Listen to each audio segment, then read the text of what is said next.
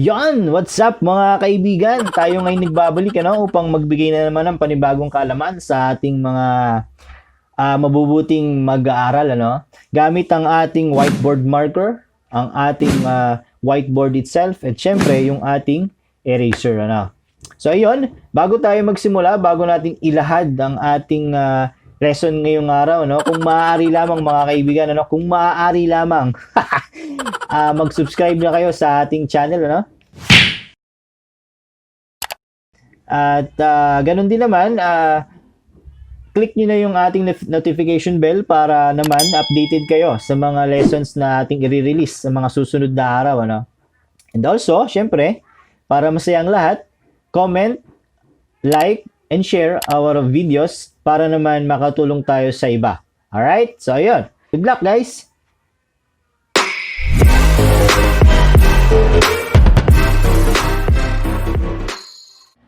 Alright, so another lesson tayo mga kaibigan for today, And yun na nga ang ating pag-aaralan ngayong araw is the nature of the roots of a quadratic equation.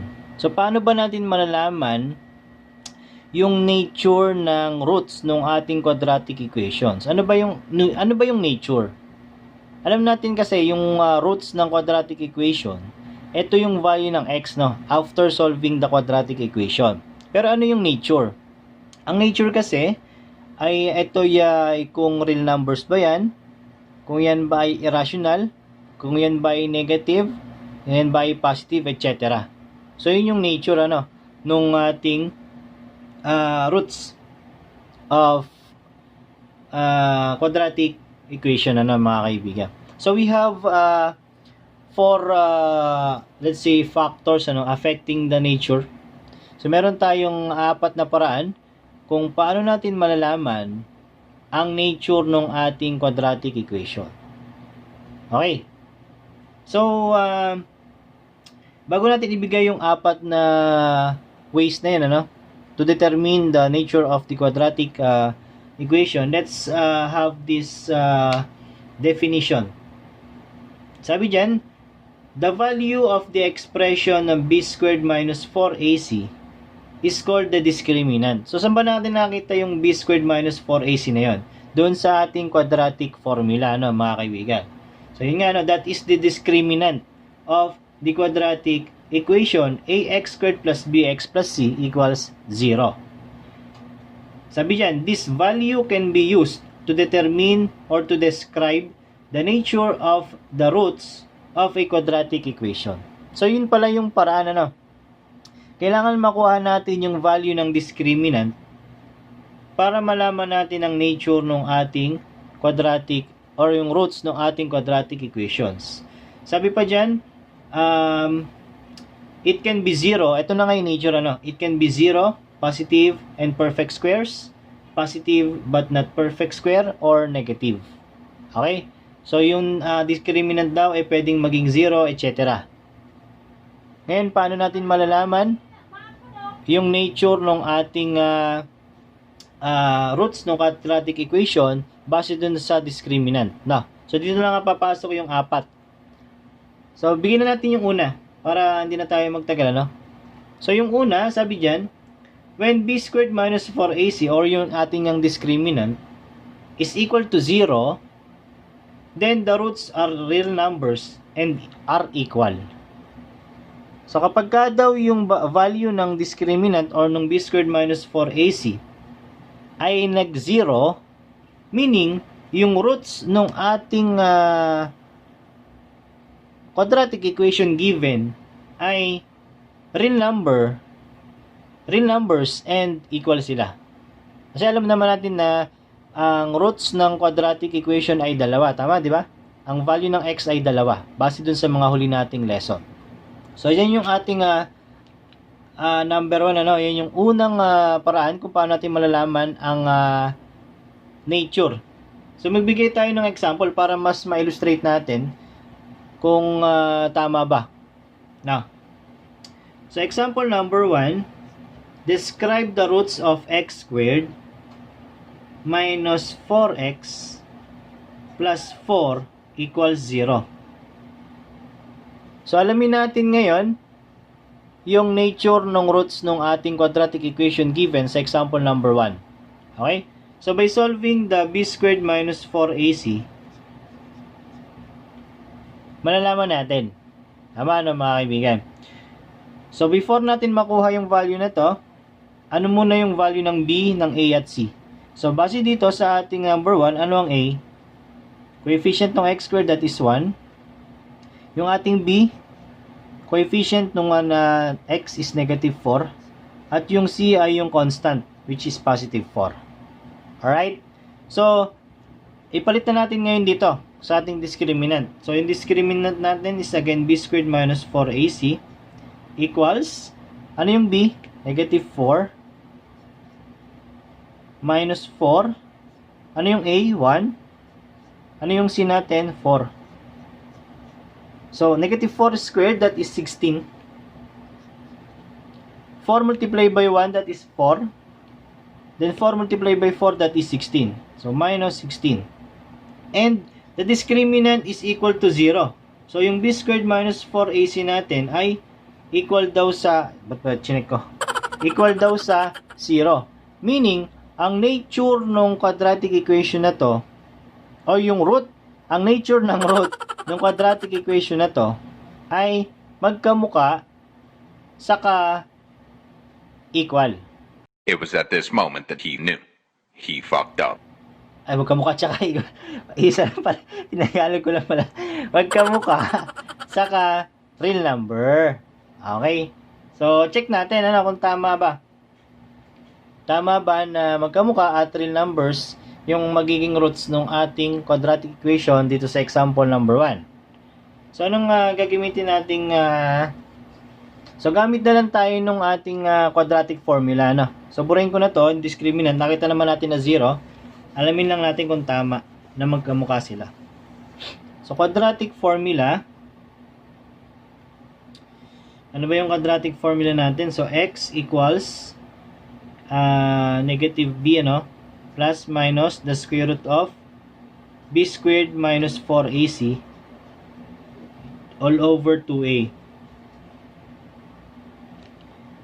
Ngayon, ito naman na yung values ng ABC natin.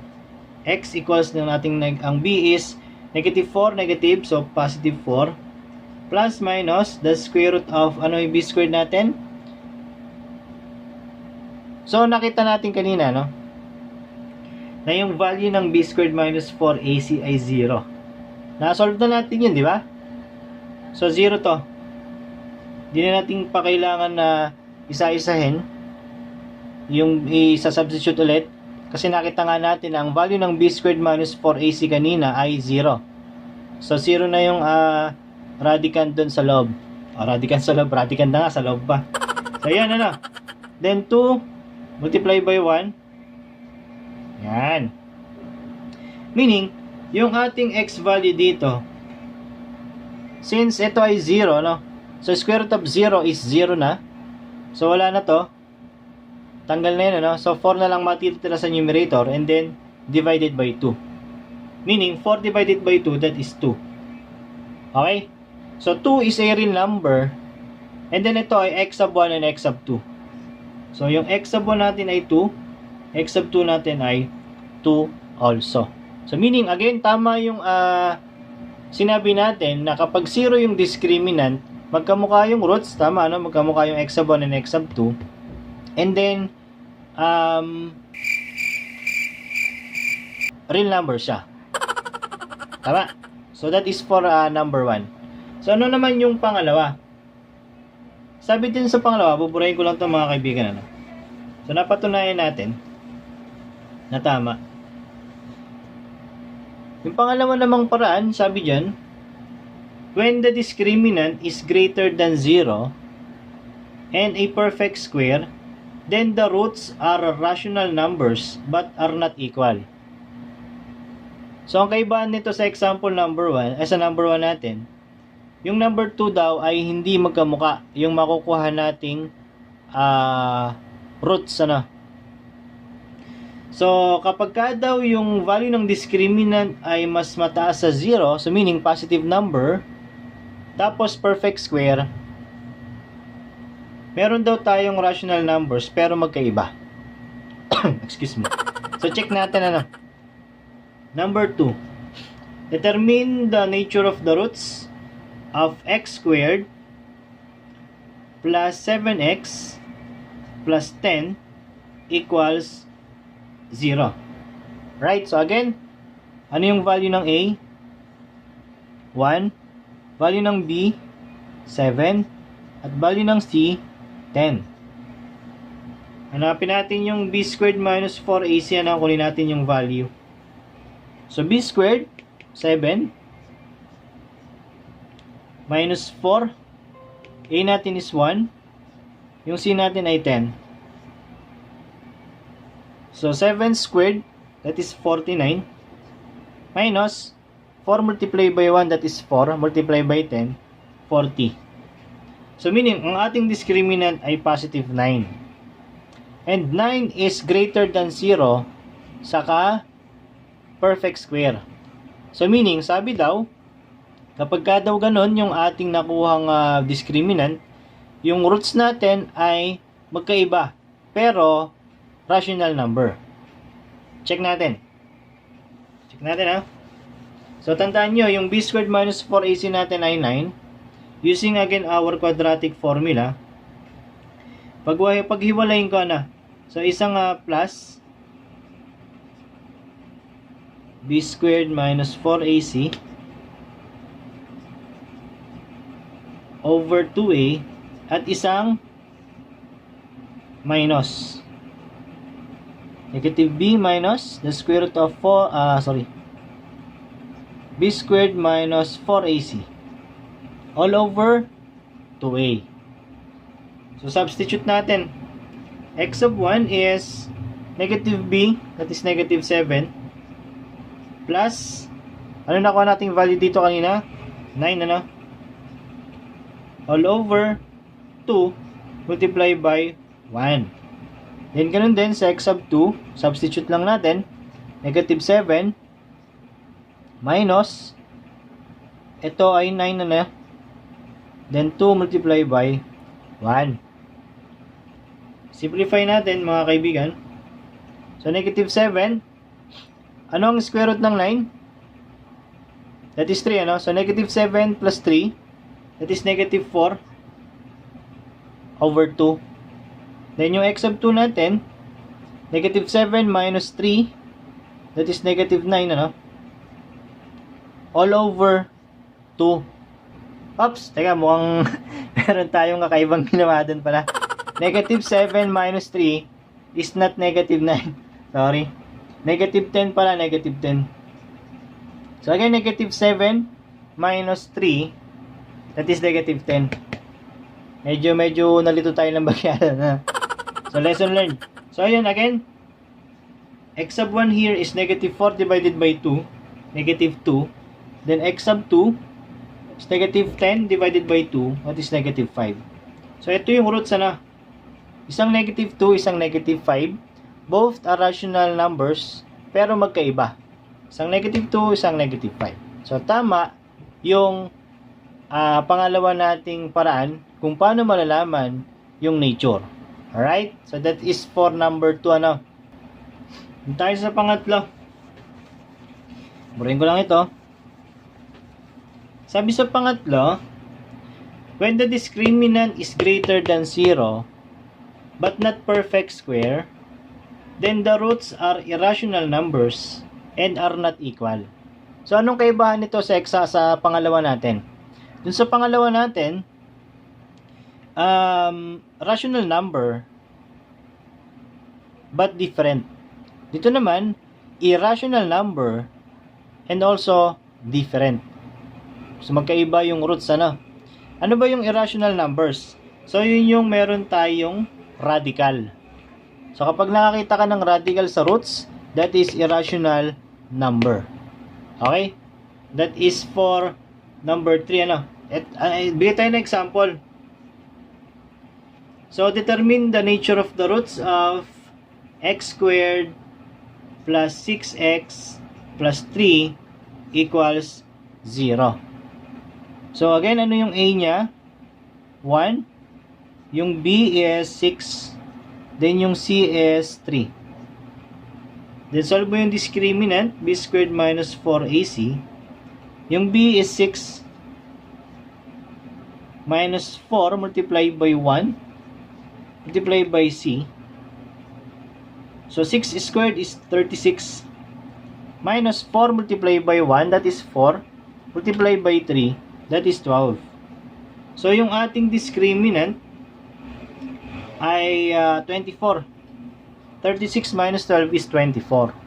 So 24 is greater than 0, and this is not a perfect square. So kung ito ay hindi daw perfect square, therefore yung roots natin are different, ano? Yung roots natin ay magkaiba. Parang yung yung pangalawa natin. Tapos irrational and irrational. So again, ano ba yung irrational? So yun yung merong mga radicals, irrational numbers. No. So again, roots are different and irrational. That is for number 3. Yung pang-apat naman,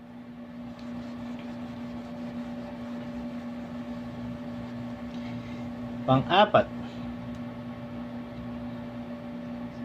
Yung pang-apat, sabi, when the discriminant is less than 0, then the equation has no real roots. So kapag ka daw yung discriminant natin ay negative, ano? Bakit negative? Kasi less than 0. Ano ba yung mga numbers less than 0? So those are negative numbers. Kapag ka daw negative yung ating discriminant, the equation has no real roots. So wala tayong solution. Tama? So determine the nature of the roots of x squared plus 2x plus 5 equals 0. So again, A is 1, B is 2, C is 5. So B squared minus 4AC. So B natin ay 2, ano? Minus 4. A natin ay 1, then C is 5. So 2 squared is 4. 4 multiplied by 1, that is 4 multiplied by 5, that is 20. So 4 minus 20, that is negative 16. So our discriminant is negative number. Since yan ay negative, therefore, there are no real roots. There are no real roots. Yan. There are no real roots. So, imaginary. Doon na ipapasok yung konsepto ng imaginary numbers, mga kaibigan. So, those are the ways, no, on how we determine the nature of the roots of a quadratic equation. Okay? So, again, hopefully, sana ay nakatulong tayo, no, muli sa inyo, mga kaibigan. At kung gayon man, ibahagi mo na sa iyong kaklase or mga kaibigan para makatulong ka rin sa kanila. Right? So, see you again sa susunod nating tutorial, mga kaibigan. And God bless, mga kaibigan. Good luck.